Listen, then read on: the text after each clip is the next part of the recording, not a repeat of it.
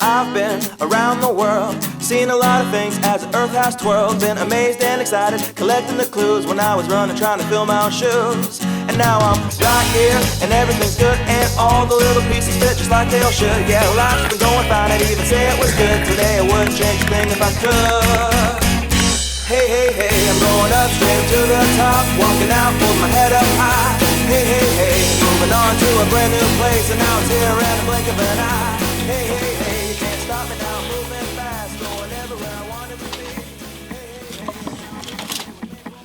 This is my very messy studio. I do any sort of printing, mainly wedding invitations, but any social stationery. I've kind of done it for like really long time, but like for free and for all my friends and family. And finally, after my diagnosis with cancer, when my disability benefits were cut off and I had all this free time, I thought, oh, let's start a business. It's good because I can work my schedule around treatments, around anything that's happening, and I have my backups for if I need help with an order and I'm sick as a dog.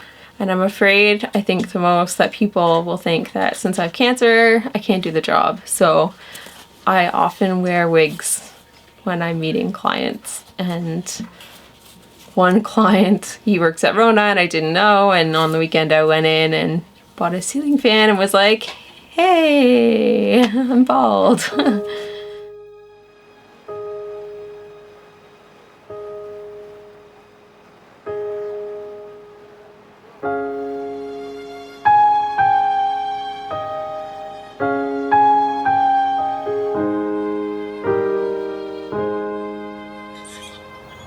I'm still occasionally very angry, especially the second time around.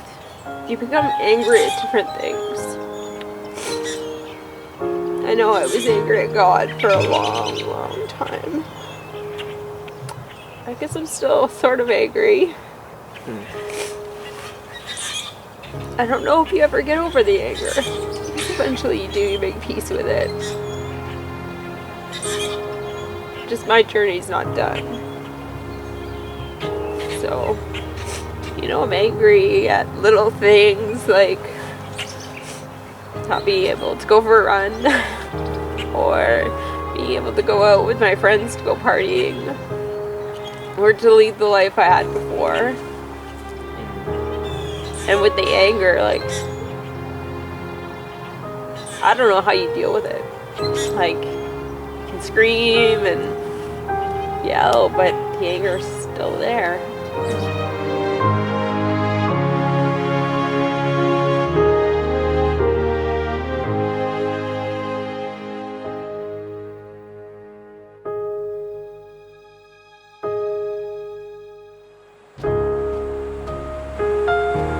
I've always known that she was going to be the maid of honor. If I ever get married, she's going to be my maid of honor. And I kind of planned on, us being able to, like sit down for coffee when we both have kids and just like be like, oh my gosh, these little rugrats and stuff. Sharing in all of those things, and going on trips when we've been friends for 50 years and things like that.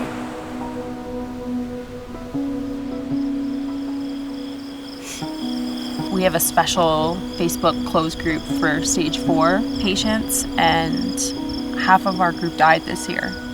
It's hard to keep fighting when that's happening at the same time. I mean, at one point it was like every 2 weeks someone was dying. It was really bad.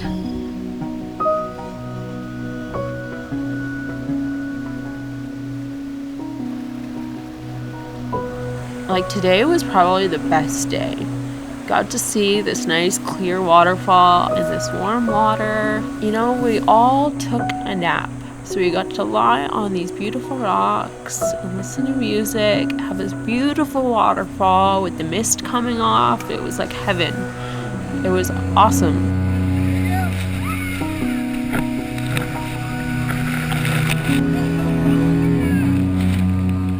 One of the people that I'm closest with who has the same kind of cancer I do, but has had different complications, like she's also stage 4. She decided to stop treatment, so right now she's on a trip, but if she doesn't continue treatment, she'll be next soon. And losing her will be really, really hard. I feel like once she's gone, I won't have anyone else to relate to, or no one else that gets me, and I get her.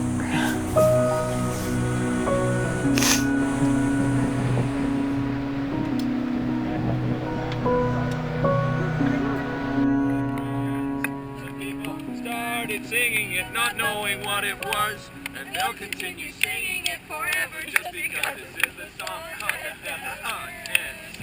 It just goes on and on. I think the hardest person to forgive is myself, especially as a mother and a wife and a daughter and a sister. I feel a lot of guilt for a lot of different things. And it's really, really hard to forgive myself for a lot of things that I expected. I just wish I was a better wife instead of someone that just lays in bed all the time and always sick. Or that I could spend more time with Avery and keep working and, keep up with the house to keep our house. I know John blames himself for losing our house, but it wasn't his fault. I'm hoping tomorrow when we're camping out kind of on more of a ledge that I'm able to finally scream my feelings out loud. I've been waiting to do that, but I'm afraid that if I do it near the river, somewhere where people can't see me, they'll think I'm drowning. Not so great. But from somewhere high and tall, before I leave, I will scream. So here we go. I'm just going to start handing these out. Once you got yours, you can go and take a look. Go find a spot. And Amy, this one's yours. There you go. These are for you. Yeah. There we go.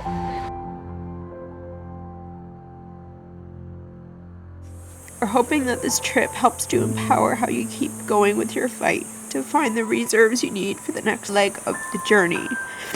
We know how much it means to you to be able to release your emotions in a physical way.